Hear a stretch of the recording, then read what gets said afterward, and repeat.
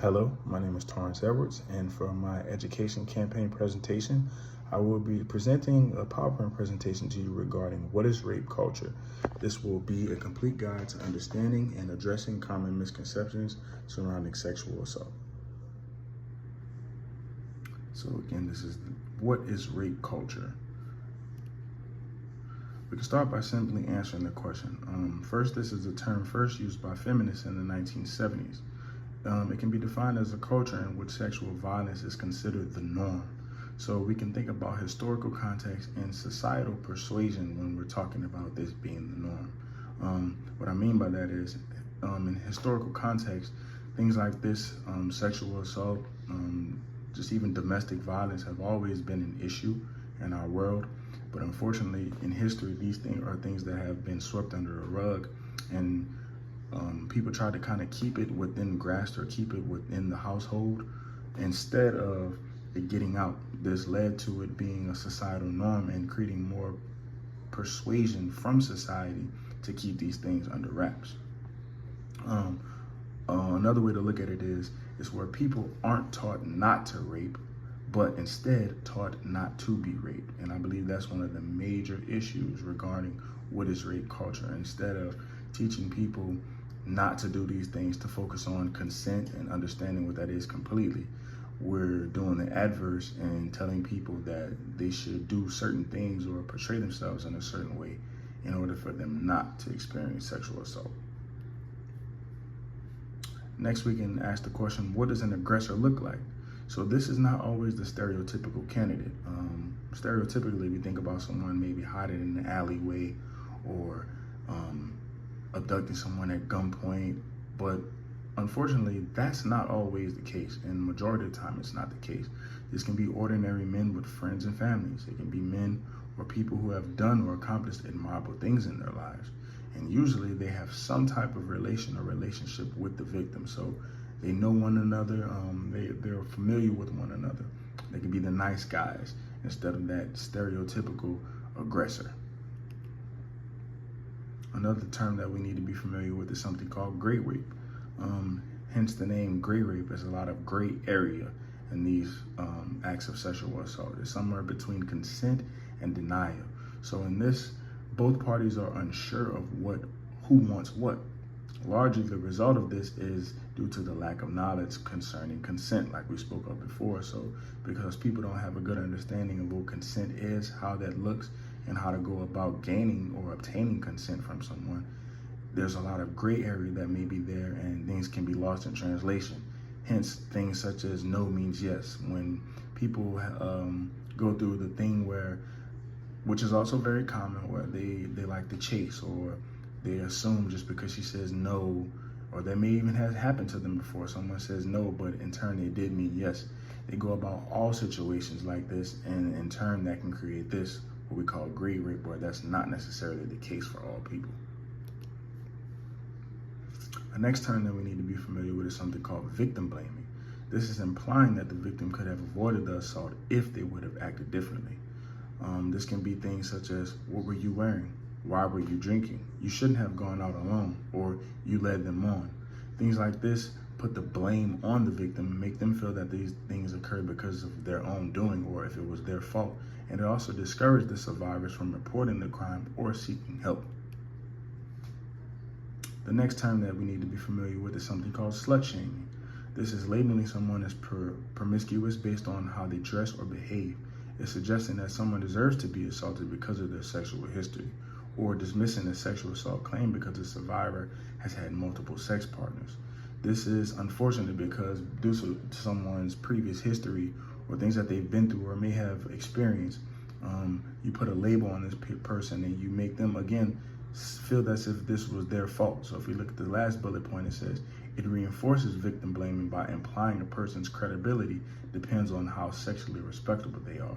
So this is a subtopic of the victim shaming, and it works in tandem because, again, it implies that a person's credibility or their morale or their characteristics should be based on their sexual respectability. Another one we need to be familiar with is something called street harassment, which is very common and can lead to acts of sexual assault. This is a form of unwanted sexual attention that occurs in public spaces, often targeting women and marginalized individuals. Things like catcalling, whistling, or making sexual comments about someone's body are all a part of street harassment. Other things such as following someone unwarranted, flashing or exposing oneself with the intent of sexually harming them, or the idea that they may want that, and unwanted touching or grabbing in public spaces. All of these things are examples of street harassment. Another topic that is not commonly discussed is male rape. Approximately 1 in 71 men have experienced completed or attempted rape in their life. Over 1 in 21 men have been made to penetrate. Significantly unlikely to report assault. So because it is the male species and societal norms that have been created where a man has to be strong and all of these false narratives that are painted, males are highly unlikely to report these things. And these are mainly involving someone they know. A significant share of assaults occur during childhood. Now, this is important because while this can also happen on the female spectrum as well, unfortunately, it's a little bit more common in males. And there's a higher risk of this occurring amongst LGBTQ plus community, the disabled, or incarcerated groups. So that's basically just letting us know that these 3 groups have a higher chance, especially the males, have a higher chance of this occurring. The next thing that needs to be discussed is the myth of preventing rape. So there's things such as stranger danger, which is the concept that if you avoid strangers, then you're less likely to experience sexual assault. This is extremely false. As we discussed before, a lot of these sexual assault cases happen and occur by people who have some type of relation with one another. The aggressor may know the victim, so simply avoiding strangers doesn't necessarily give you a better opportunity of avoiding rape or sexual assault as a whole. Another common misconception is dressing provocatively causes sexual assault. Unfortunately, whether you dress provocatively or if you're a very conservative person, you still have to be aware and cognizant of the fact that sexual assault does occur. So it can happen whether you're dressing provocatively or if you're someone who's conservative. Avoiding going out late or at night prevents rape. While this one may seem like it's very true, unfortunately it's not. A lot of these things have happened or occurred in broad daylight. So the time of day doesn't necessarily give you a better chance of avoiding or preventing rape. The one that we spoke about before, teaching women self-defense or how to avoid rape will stop it. This is one of my biggest issues with myths of preventing rape, as well as the rape culture as a whole, because instead of teaching people, the aggressors, or just teaching people from early ages from the beginning not to rape, how to understand and go about gaining consent, understanding what real consent means. Instead of teaching these things, we're trying to force and tell people what not to do in order to avoid or prevent this from happening. And that's just a false narrative. It needs to be done the other way. And lastly, something that is also very false is men cannot be raped. As we talked about in the previous slide, 1 in 71 men have experienced this. One of the last things, almost the last thing that we can talk about is the fear of reporting. And this can come from a lot of different directions. It can be the fear of not being believed. Let's say the sexual assault was done by someone who has a high position or a power or some type of position in whatever realm they're in. A person, the victim, may feel that, well, if I go out and I report this or express what has happened to me, people may not truly believe me because of this other person's persona or characteristics, or how they're being, portrayed, or how they're seen by the world or society. So there's a big thing of not being believed. Being blamed is also a very big one, as we talk about in the victim blaming. They feel that if they report it, they'll get the blame for it, and people will say that it's their fault that it occurred to them. Another one is the fear of retaliation or the fear of social consequences. It's big for people who go through any type of domestic or sexual assault cases, that they fear that this retaliation can jump back on them and it'll happen to them again because they've reported it or they've spoken up for themselves. And the social consequences are just unfortunately what we go through with things such as social media, but just in our society as a whole, the fear of what people might say or think about them. Another big one, which is very unfortunate, is the mistrust of the justice system. We can all think about various cases where the justice system just simply failed. Things were not done properly, and justice wasn't given in the proper way for someone in order for them to feel comfortable and for things to just be right and settled. So they feel that even if they do report it, they won't get the proper justice for what happened to them. Another one is emotional and psychological barriers. This is important because there's so much going on in a person's or a victim's head who's experienced this. So it can be a war going on for them in their mind about what they should do, whether they're making the right decision or not, the retaliation factors, all these type of things are going on, and it truly affects their emotional and mental state. And the last one is cultural or family pressure, as we spoke about before in history, and still to this day in some cases. Families like to keep things close-knit and don't like to let their problems or issues be exploited, if you will. So they try to sweep it under the rug and figure things out within themselves. But it also adds a level of pressure to the person who is going through something, and their family looks at them a certain way as well. So these are all things that we have to worry about in regard to the fear of reporting.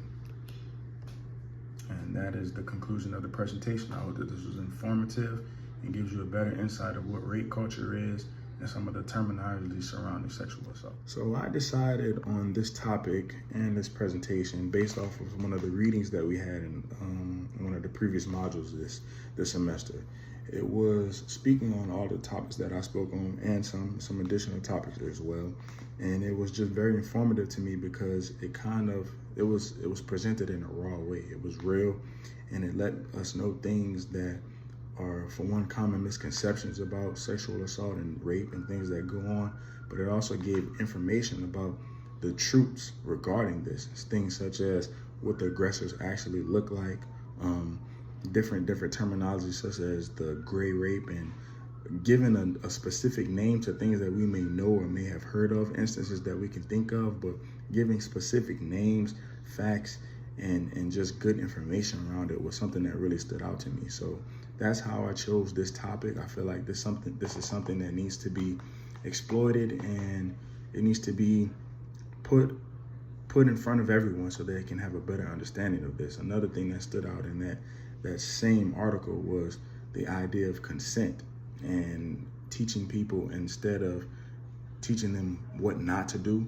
to encounter sexual assault, teaching them not to sexually assault and aggress. And I think just that small perspective, or that perspective shift, if you will, can be the difference in a lot of these things being lowered and these rates going down. The way I went about it was just a simple PowerPoint. I wanted to keep it cut and dry, something easy on the eye, but very informative. And the way that I would go about promoting this and giving this education to people is I would go to schools, I would go to various summer camps and different citywide events, things all over, just anything I can get in. It can be anything just like a local community center, anywhere. I would just go in and I would present this presentation to them and give them this good synopsis, this small but detailed synopsis of rape culture and the things surrounding it, and help them to understand the misconceptions that are involved and give them the right information so that they would know how to go about things, how they would know how to help others, how they would know how to, face this if they were encountered with it as well. And that's the end of my presentation. I hope you enjoy.